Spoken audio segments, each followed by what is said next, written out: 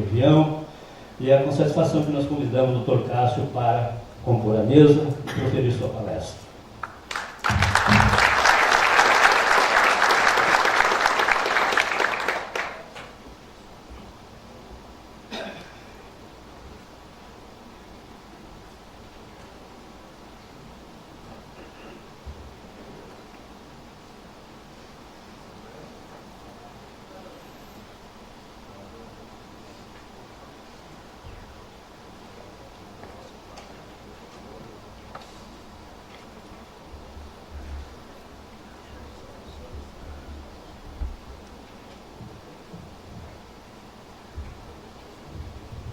Pois bem, agradecer, doutor Cássio, Vossa Excelência, ter atendido de pronto o nosso convite. Fiquei muito feliz, ficamos muito felizes com isso, e houve uma repercussão positiva, muito importante no nosso meio, né? No meio sindical, no meio jurídico, no meio dentro da parte dos advogados, porque sabemos do vosso trabalho. Ontem, ainda conversando com a colega de Cascavel, ainda falei que quando tivemos um encontro lá no Ministério Público do Trabalho, no auditório do Ministério Público do Trabalho, nós conversávamos e o senhor disse: Wilson, como que vocês, né, estão vendo a questão do novo CPC, né, qual o reflexo que vai trazer no processo do trabalho?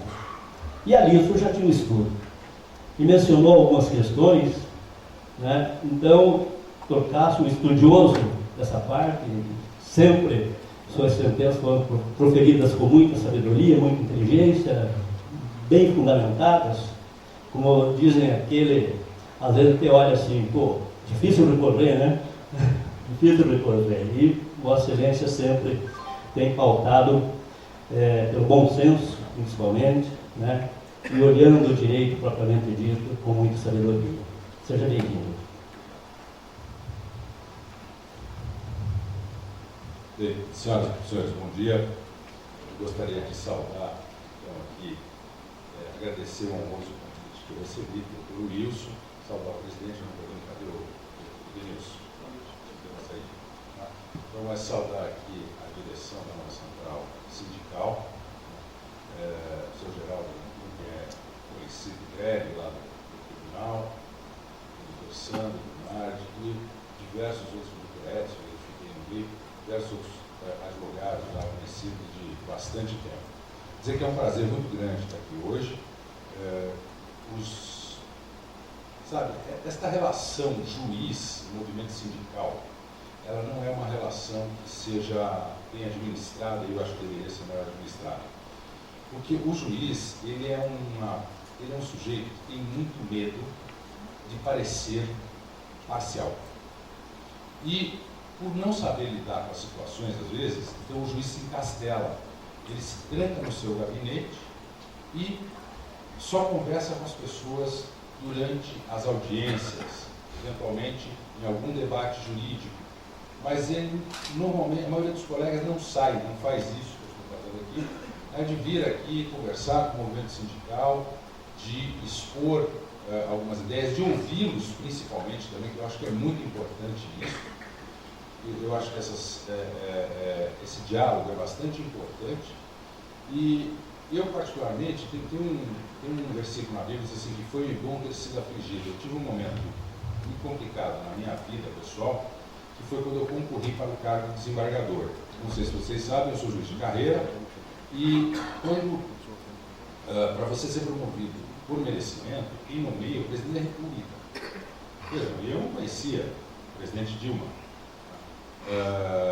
Enfim, a minha trajetória não tem nada de político partidário. Aliás, é proibido que qualquer juiz tenha, né, esse viés, ou tenha manifestações político-partidárias. E ali, falei, bom, preciso de alguém para me apresentar para o presidente e para me nomear. É uma lista tríplice, são 3 nomes que vão para o presidente escolhe um. E quem é que faz esse link? Né? Quem é que faz essa... São exatamente as centrais sindicais, tá? As federações, enfim, são as entidades sindicais, de um modo geral, que são o nosso grande link. Por quê? Porque vocês conhecem o nosso trabalho. Aí alguns colegas falam, mas escuta, vamos dizer, aqui, a Nova Central te apoiou, foi lá e fez um pedido do presidente Dilma, para você ser nomeado. E agora, eles não vão te mandar essa conta? Claro que não, rapaz. Sabe assim, é uma total insensatez. O juiz que pensa assim, desculpa, está completamente errado. Veja, se a Nova Central, como de fato fez, me apoiou, achou que falou, olha, presidente, pode nomear esse cara que é bom, é porque ela acredita no meu trabalho no tribunal, só. Tá bom. Ela sabe que amanhã, se tiver certo, se tiver errado, eu vou fazer o meu papel. Né? Até eu brinco com o doutor Sandro, o doutor André, que são advogados que eu tenho muita afinidade, eu brinco que é um azar deles, né, ter essa proximidade comigo, porque eu sou muito mais rigoroso no julgamento da causa deles.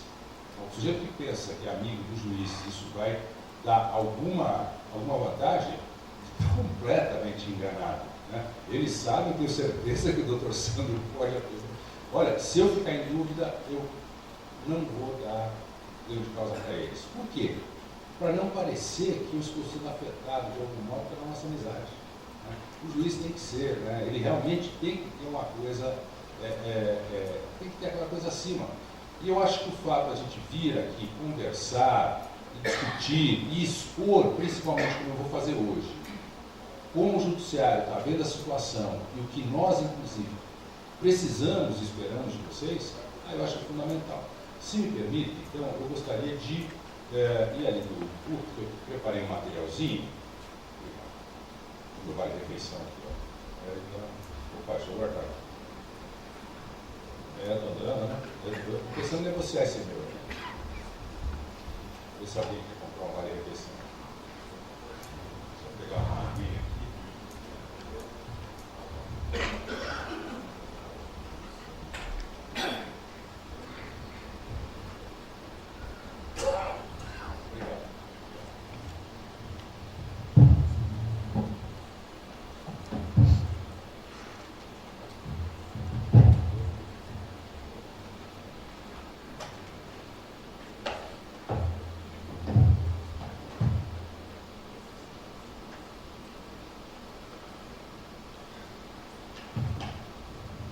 Bem, vamos falar então um pouquinho sobre esse tema que é bastante amplo, os desafios e possibilidades do direito processual do trabalho. Peraí que eu esqueci meu passador aqui.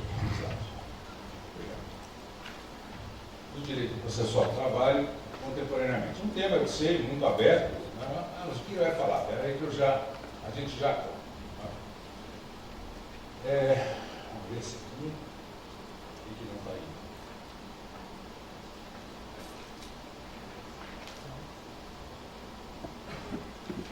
Baixo.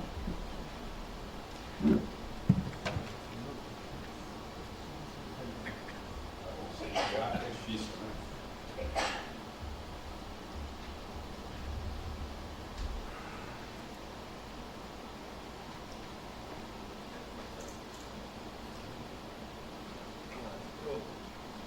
Aí mexeu.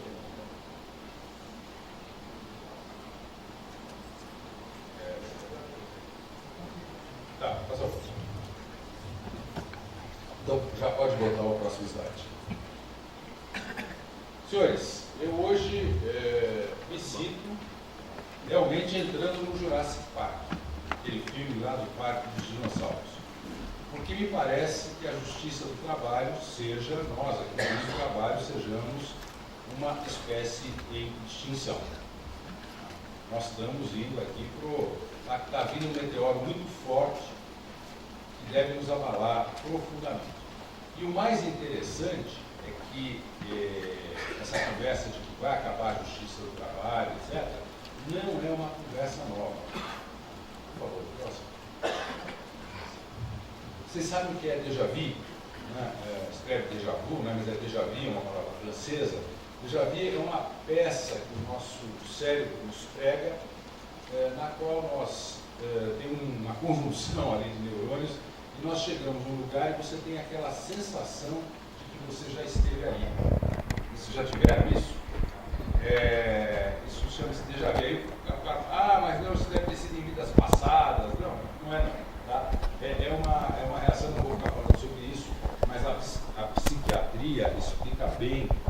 questão do déjà vu. E eu também, com relação a essa história de extinção da justiça do trabalho, eu vejo, eu me sinto num... Desculpa, eu assisti esse filme antes, espera aí, eu já passei desse lugar, só que não é só impressão. Vou mostrar por quê, por favor. Vejam, eu quero fazer uma breve retrospectiva histórica, principalmente do fim do século XX, início do século XXI, com relação ao que aconteceu com a Justiça do Trabalho. Senhores, claro, a Justiça do Trabalho, como todos sabemos, foi criada em 1939, né? A CLT é de 1943. As relações de trabalho foram se modernizando e o próprio Poder Judiciário também. Né? Depois disso, passaram simplesmente 3 constituições, 37, era 37, depois a de 46, depois a de 64, uma emenda de 67, até chegarmos à de 1988. E a legislação trabalhista sendo mantida, vai se mantendo, é claro, adaptando-se às novas realidades. E o próprio judiciário também. Vejam, quando a Justiça do Trabalho começou, a Justiça do Trabalho não integrava o Poder Judiciário, era um órgão do Executivo. Então percebam que houve muitas modificações ao longo desse caminho, tá? Exatamente para atualizar e acompanhar a história. Depois da Constituição de 88, houve um fato muito importante, que eles extinguiram a antiga LOPS, que era a Lei Orgânica da Previdência Social, que era uma bagunça de lei de previdência. Essa LOPS era uma consolidação, ela pegava um monte de leis e juntava, e ninguém entendia aquilo, era uma nhaca de dar com aquele negócio.